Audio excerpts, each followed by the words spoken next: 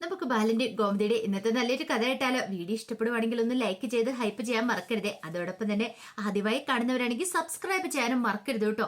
ഒടുവില് ശ്രീകലയോടും ഉദയഭാനുവിനോടും മീനാക്ഷി പറഞ്ഞു, അതെ, നിങ്ങളുടെ കോടികൾ കണ്ടിട്ടൊന്നുമല്ല ആനന്ദന്റെ ജീവിതത്തിലേക്ക് ശ്രീദേവി ചേച്ചിയെ കൈ പിടിച്ചു കൊടുത്തത് ബാലച്ചൻ. പക്ഷെ നിങ്ങൾക്ക് തെറ്റി. ഈ കോടികളൊന്നും പ്രതീക്ഷിച്ചുമല്ല. അല്ലെങ്കിലും ഈ കല്യാണം നടന്നേരം ഉള്ള സത്യങ്ങൾ നിങ്ങൾ അങ്ങ് തുറന്നു പറഞ്ഞാൽ മതിയായിരുന്നു. നിങ്ങളുടെ ഇല്ലായ്മയും കാര്യങ്ങളൊക്കെ പറഞ്ഞാലും ആനന്ദേട്ടൻ ശ്രീദേവി ചേച്ചിയുടെ കഴുത്തിൽ താലി ആർത്തിയേരം. കാരണം എന്താണെന്നറിയാവോ? ശ്രീദേവി ചേച്ചി അവർക്ക് ഇഷ്ടപ്പെട്ടിട്ടുണ്ടായിരുന്നു. പക്ഷെ നിങ്ങളാണ് ഇവിടെ ചതി ചെയ്തേ. എന്തിനു വേണ്ടിയാ നിങ്ങൾ ഈ ചതി ചെയ്തേ? അത് പിന്നെ മോളെ വേണ്ട, കൂടുതലൊന്നും പറയണ്ട. അപ്പോഴേക്കും ശ്രീദേവി പറഞ്ഞു, മീനു, ഞാൻ ഒരിക്കലും ഇങ്ങനെയൊന്നും പ്രതീക്ഷയല്ല. വേണ്ട ശ്രീദേവി ചേച്ചി, ഇനിയിപ്പോൾ അതിനെക്കുറിച്ചൊന്നും പറഞ്ഞ് വിഷമിക്കൊന്നും വേണ്ട. ചേച്ചി ധൈര്യമായിട്ടിരിക്കുക. ഞങ്ങളൊക്കെ ഇല്ലേ കൂടെ എന്ന് പറഞ്ഞു. മീനു, നീ ഞങ്ങളെ മറന്നു പോവോ? മറക്കാനാ? നല്ല കഥയായി. ചേച്ചിയെ മറക്കൊന്നുമില്ല. പിന്നെ ആനന്ദേട്ടനോട് പെട്ടെന്ന് പോയി കാര്യം സംസാരിക്കാൻ പറ്റില്ല. അറിയാലോ ആനന്ദേട്ടന്റെ സ്വഭാവം. അതുകൊണ്ട് പതുക്കെ ആനന്ദേട്ടന്റെ കാര്യങ്ങളൊക്കെ പറഞ്ഞു മനസ്സിലാക്കാം. ശരിയെന്ന് പറഞ്ഞു. എങ്കിൽ ഞാൻ പോട്ടെ എന്നും പറഞ്ഞുകൊണ്ട് ശ്രീദേവിയെ ചേർത്ത് പിടിച്ചിട്ട് മീനു അങ്ങോട്ട് പോകാൻ തുടങ്ങുമ്പോഴത്തേനും വേണം ആകാശിന്റെ കോൾ വരുന്നത്. പെട്ടെന്ന് മീനു കോൾ എടുത്തു. എന്താ ആകാശേ, നീ ഇതെവിടെ? ഓഫീസിലാണോന്ന് ചോദിച്ചു. അല്ല, ഞാൻ മാഡത്തിന്റെ വീട്ടിലാ. എവിടെ? വീണ മാഡത്തിന്റെ എന്ന് പറഞ്ഞു. അപ്പോഴേക്ക് ശ്രീകല അവിടെ നിന്നിട്ട് പറഞ്ഞു, അതെ മോളെ എന്തേലും കഴിച്ചിട്ട് പോയാൽ മതി. അത് ആകാശ് കേട്ടു. അതാരാ മീനു? അത് പിന്നെ വീണ മാഡത്തിന്റെ ശബ്ദമാന്ന് പറഞ്ഞു. ഓ, പെട്ടെന്ന് തന്നെ കോള് കട്ട് ചെയ്തു. മീനു പറഞ്ഞു, അതെ ഒരു പക്ഷേങ്കിൽ ആകാശ് ഓഫീസിന്റെ അവിടെ എവിടെയെങ്കിലും എത്തിയിട്ടാണോന്ന് അറിയത്തില്ല. ഞാൻ അങ്ങോട്ട് പോയേക്കുക ശ്രീദേവി ചേച്ചി. ഞാൻ വിളിക്കാട്ടോ. ഞാൻ വിളിക്കുമ്പോൾ നീ കോൾ എടുക്കുവോ? കോൾ എടുക്കാതിരിക്കുവോ? ഞാൻ ധൈര്യമായിട്ടിരിക്കുക. അതൊക്കെ പറഞ്ഞിട്ട് ശ്രീദേവി മീനു പോയിക്കുന്ന സമയത്ത് ശ്രീദേവി ഇങ്ങനെ നോക്കുന്നുണ്ട്. നല്ല ടെൻഷൻ ഉണ്ടായിരുന്നു ശ്രീദേവിയുടെ മുഖത്ത്. കുറച്ച് കഴിഞ്ഞപ്പോൾ അച്യുതന്, എടാ ധർമ്മ, ഇങ്ങോട്ടേക്ക് ഇറങ്ങി വരാനൊക്കെ പറഞ്ഞ് ഹാളിൽ കിടന്ന് അലറി വിളിക്കുകയാണ്. അപ്പോഴേക്കും ധർമ്മന് സുകന്യയും രാജസ്ത്രീയും നന്ദിതയൊക്കെ അങ്ങോട്ട് വന്നു. എന്താ അച്യുതേട്ടാ, എന്താ കാര്യം എന്താ? എടാ, ഇതിപ്പോ ഞാൻ തന്നെ കഴിച്ചു ഉദ്ഘാടനം നടത്തണമെന്ന് തോന്നില്ല. എന്ത്? നീ ലഡു കഴിക്കുക. ഒരു സന്തോഷ വാർത്ത പറയാൻ വേണ്ടിയിട്ടാ. എന്ത് സന്തോഷ വാർത്തയാ? അതെ, നാളെ നിന്റെ കടയുടെ ഉദ്ഘാടനോ? നാളെയോ? കടയുടെ ഉദ്ഘാടനോ? എന്താടാ നിനക്ക് അങ്ങോട്ട് വിശ്വാസം വരുന്നില്ലേ? ഇന്ദിരാ സ്റ്റോഴ്സിന്റെ ഉദ്ഘാടനോ നാളെ? ഒന്നും അറിയത്തില്ലാത്ത മട്ടി സുകന്യ ചോദിച്ചു. ഇന്ദിരാ സ്റ്റോഴ്സോ? അതെ, കടയ്ക്ക് അങ്ങനെ പേരിട്ടിരിക്കണേന്ന് പറഞ്ഞു. അത് കേട്ടപ്പം നന്ദിത പറഞ്ഞു, ആഹാ കൊള്ളാലോ എന്ന് പറഞ്ഞു. അപ്പോഴേക്കും ധർമ്മം ചോദിച്ചു, അല്ല അച്യുതേട്ടാ, കട എവിടെയായിട്ടാ? അതൊക്കെ പറയാം. അതൊക്കെ നാളെ നീ കണ്ടാ മതി. അതൊക്കെ സർപ്രൈസ് ആയിട്ടിരിക്കുക. നാളെ രാവിലെ 9 മണിക്കാണ് അമ്മയാണ് ദീപം തെളിച്ച കട ഉദ്ഘാടനം നടത്തുന്നത്. രാവിലെ തന്നെ ക്ഷേത്രത്തിൽ പോകണം. കുറച്ച് വഴിപാടുകളും കാര്യങ്ങളൊക്കെ ഉണ്ട്. വിഘ്നങ്ങളൊക്കെ മാറാനും നല്ല രീതിയിൽ കട മുന്നോട്ട് പോകാനായിട്ടുള്ള. അതിനുശേഷം വേണം കട ഉദ്ഘാടനം നടത്താനായിട്ട്. അല്ല, അത് പിന്നെ എനിക്ക് എന്തോ ഒരു ബുദ്ധിമുട്ട്. എടാ, നീ വിഷമിക്കേണ്ട കാര്യമൊന്നും ഇല്ലാന്ന് പറഞ്ഞിട്ട് അച്ഛത് അങ്ങോട്ട് പോയി. അപ്പോഴേക്കും രാശ്രീ ചോദിച്ചു, എന്താടാ നിനക്ക് എന്താടാ ഒരു ബുദ്ധിമുട്ട് പോലെ? അല്ല, എനിക്ക് എന്തൊരു തൃപ്തിക്കുറവ് പോലെ. എന്താ?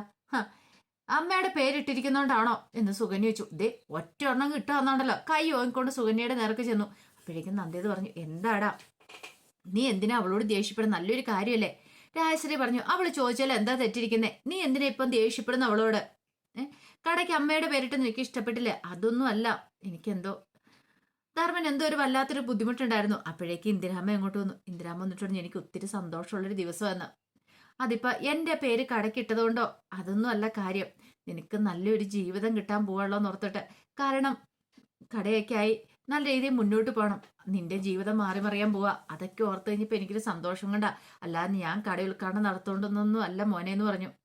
അപ്പോഴേക്കും നന്ദിത പറഞ്ഞു, എല്ലാരും പോയി കിടക്ക്, രാവിലെ എഴുന്നേക്കാനുള്ളതല്ലേ എന്ന് പറഞ്ഞു. അങ്ങനെ മുറിയിലേക്ക് വന്നാലും ധർമ്മന് ആകെപ്പാടെ വല്ലാത്തൊരു ടെൻഷനായിരുന്നു. എന്തോ വല്ലാത്തൊരു ബുദ്ധിമുട്ട്. അതെന്താണെന്ന് അറിയത്തില്ല. കട ഉദ്ഘാടനം കാര്യങ്ങളൊക്കെ ഓക്കെ, പക്ഷേ എങ്കില് താൻ എന്തോ ഒരു കള്ളത്തരം കാണിക്കുന്നു എന്നൊരു ചിന്തയൊക്കെ ആയിരുന്നു മനസ്സിൽ. കുറച്ച് കഴിഞ്ഞ് മിത്ര പഠിച്ചുകൊണ്ടിരിക്കുന്ന സമയത്താണ് മീനാക്ഷി അങ്ങോട്ട് ചെല്ലുന്നത്. മീനാക്ഷി അങ്ങോട്ട് ചെന്നിട്ട് പറഞ്ഞു, അതെ എനിക്കൊരു പ്രധാനപ്പെട്ട കാര്യം പറയാനുണ്ട്. എന്താ മീൻ ചേച്ചി? എന്താ സീരിയസ് ആണെന്ന് തോന്നുന്നല്ലോ? അതെ, ഞാനിന്നെ ശ്രീദേവി ചേച്ചിയെ കാണാൻ പോയിട്ടുണ്ടായിരുന്നു. എന്നിട്ടോ? അത് ഞാൻ കണ്ട് സംസാരിച്ചു. പാവം നല്ല വിഷമമുണ്ട്. ഞാൻ കുറെ ആശ്വസിപ്പിച്ചെന്ന് പറഞ്ഞു. അത് കേട്ടപ്പം മിത്ര പറഞ്ഞു, നമുക്ക് ശ്രീദേവി ചേച്ചി ഇങ്ങോട്ട് കൂട്ടിക്കൊണ്ട് വരണ്ടേ? ആനന്ദേണ്ണെ ശ്രീദേവി ചേച്ചിയും തമ്മിൽ ഒന്നിപ്പിക്കണ്ടേ? അതെ, പാവ ശ്രീദേവി ചേച്ചി ഇല്ലേ, ഉം. ശരിക്കും പറഞ്ഞിട്ടുണ്ടെങ്കിൽ ഇവിടെ ശ്രീദേവി ചേച്ചി പാവമൊക്കെ തന്നെയാ. പക്ഷെ ആ ഫ്രോഡ് ഉദയഭാനു അവരുടെ ഭാര്യ ഉണ്ടല്ലോ, അവര് കാരണം ശ്രീദേവി ചേച്ചിക്ക് ഇങ്ങനെ ഒരു ജീവിതം ഉണ്ടായത്. അത് കേട്ടപ്പം മിത്ര പറഞ്ഞു ഇനിയിപ്പോ എന്ത് ചെയ്യാൻ പറ്റും? ശ്രീദേവി ചേച്ചി തെറ്റൊന്നും ചെയ്തിട്ടില്ലോ. അത് പിന്നെ മിത്ര തെറ്റ് ചെയ്തിട്ടില്ലെന്ന് പറയാൻ പറ്റില്ല. കാരണം ആനന്ദേണ്ട അമ്മയുടെ ഒക്കെ സ്വഭാവം അറിയാലോ. ആനന്ദേണ്ണയ്ക്ക് എത്ര പാവാ. ആനന്ദേണ്ണോട് അങ്ങനെ ഒരു ചതി ചെയ്തില്ലേ? ആനന്ദേണ്ണോട് ഒരു വാക്കെങ്കിലും തുറന്നു പറയായിരുന്നു. അതുപോലെ തന്നെ അമ്മയോട് എല്ലാവരേക്കാളും കൂടുതലായിട്ട് അമ്മ ശ്രീദേവി ചേച്ചി സ്നേഹിച്ചല്ലേ. ആ സ്നേഹം കളങ്കമില്ലാത്ത സ്നേഹമായിരുന്നു. അത്രയധികം സ്നേഹിച്ചിട്ടും ശ്രീദേവി ചേച്ചി ഇങ്ങനെയെല്ലാം മറച്ചു വെച്ച് നിറഞ്ഞപ്പോൾ അവർക്ക് സഹിക്കാൻ പറ്റിയില്ല. അവരുടെ ഭാഗത്തുനിന്ന് നമ്മൾ ചിന്തിക്കണമെന്ന് പറഞ്ഞു. അപ്പോഴേക്കുമാണ് മീനുവിന്റെ ഫോൺ ബില്ലടിക്കുന്നത്. ഇതേ ശ്രീദേവി ചേച്ചിയാന്ന് പറഞ്ഞു. അങ്ങനെ കോൾ എടുത്തു. ആ എന്താ ദേവി ചേച്ചി? അത് പിന്നെ എനിക്കിവിടെ ഇരുന്നിട്ട് ഒരു സമാധാനമില്ല, അതുകൊണ്ട് ഞാൻ വിളിച്ചതാ എന്ന് പറഞ്ഞു. അതിനെന്താ? ദേവി ചേച്ചി സംസാരിച്ചോ? അല്ല മീനിന് കുഴപ്പമൊന്നും ഇല്ലോ അല്ലേ? ഇല്ല, എൻ്റെ അടുത്തും മിത്രയുണ്ട്. ഞങ്ങളിപ്പോൾ ദേവി ചേച്ചിയെ കൂടെ സംസാരിച്ചുകൊണ്ടിരിക്കുവായിരുന്നു പറഞ്ഞു. ആണോ? അല്ല മിത്രയ്ക്കൊന്ന് ഫോൺ കൊടുക്കാമെന്ന് ചോദിച്ചു. ആ കൊടുക്കാ ഏട്ടത്തിന്ന് പറഞ്ഞു. അപ്പോഴേക്കാണ് ഗോമതി അങ്ങോട്ടേക്ക് വരുന്നത്. ഗോമതി വന്നിട്ട് ചാരാ ഫോണില്. അത് പിന്നെ എൻ്റെ ഒരു കൂട്ടുകാരി. എന്നിട്ട് ഏട്ടത്തി എന്നൊക്കെ വിളിച്ചാളെ സംസാരിക്കുന്നേ. ഒരു നിമിഷം ഞെട്ടിപ്പോയി. അങ്ങേ തലയ്ക്ക് ശ്രീദേവി ഞെട്ടി, അതുപോലെ തന്നെ മീനു മിത്രയും ഞെട്ടിപ്പോയി. അപ്പോഴേക്കും മിത്ര മീനുവിനെ നോക്കണം. മീനു പെട്ടെന്ന് ഒരു തന്ത്രം പ്രയോഗിച്ചു.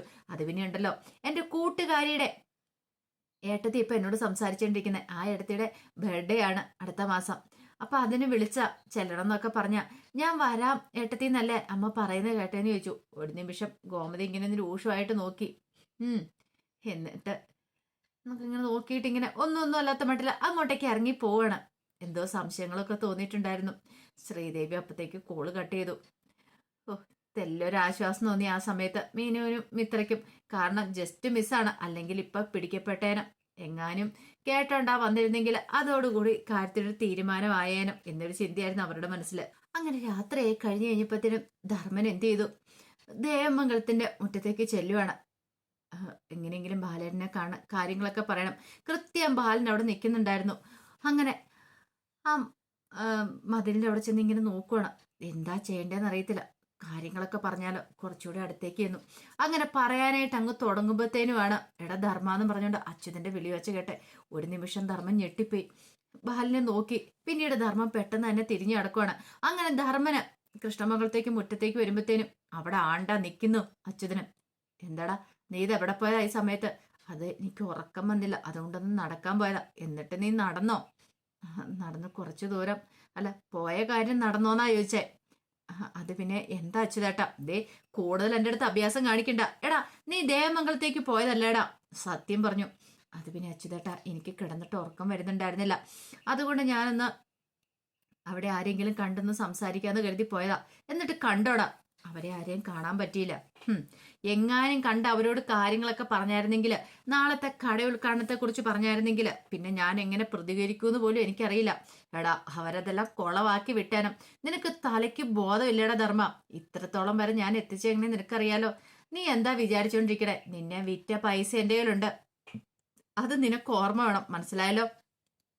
ഇനി ഇങ്ങനത്തെ പരിപാടിയായിട്ട് ഇറങ്ങിയിട്ടുണ്ടെങ്കിൽ അത് പിന്നെ അച്യുതേട്ട മിണ്ടാതെ കയറിപ്പോയി കിടന്ന് ഉറങ്ങാൻ നോക്ക്. നാളെയാണ് നിന്റെ കടയിൽ ഉദ്ഘാടനം. ആ ഒരു ഓർമ്മ നിനക്ക് വേണം. പറഞ്ഞത് കേട്ടല്ലോ. കൂടുതൽ ചോദ്യം പറിച്ചിലൊന്നും വേണ്ടാന്ന് പറഞ്ഞു. ധർമ്മം വല്ലായ്മയോട് കൂടിയിട്ട് മുറിയിലേക്ക് കയറിപ്പോയി. കുറച്ച് കഴിഞ്ഞപ്പം മീനാക്ഷി രണ്ടും കൽപ്പിച്ച് ആനന്ദിന്റെ മുറിയിലേക്ക് വരിക. അപ്പോഴേക്കും ആനന്ദ് പറഞ്ഞു എന്തോ മീനാക്ഷിക്ക് പറയാനുണ്ടല്ലോ. അത് പിന്നെ ദേവി ചേച്ചിയെ കുറിച്ച്. അവളെ കുറിച്ചാ പറയാൻ വന്നതെന്ന് എനിക്കറിയാം. അവളെ ഞാൻ അത്രമാത്രം സ്നേഹിച്ച മീനു, എന്നിട്ട് അവൾ എന്നോട് ചതിയല്ലേ ചെയ്തേന്ന് ചോദിച്ചു. അത് പിന്നെ ദേവി ചേച്ചിയെ മാത്രം കുറ്റം പറഞ്ഞിട്ട് കാര്യമില്ല ആനന്ദേട്ടാ. ദേവി ചേച്ചി ശരിക്കും പെട്ടുപോയതാ. ദേവി ചേച്ചിയുടെ അച്ഛനും അമ്മയും അവര് പക്ക ഫ്രോഡുകളാ.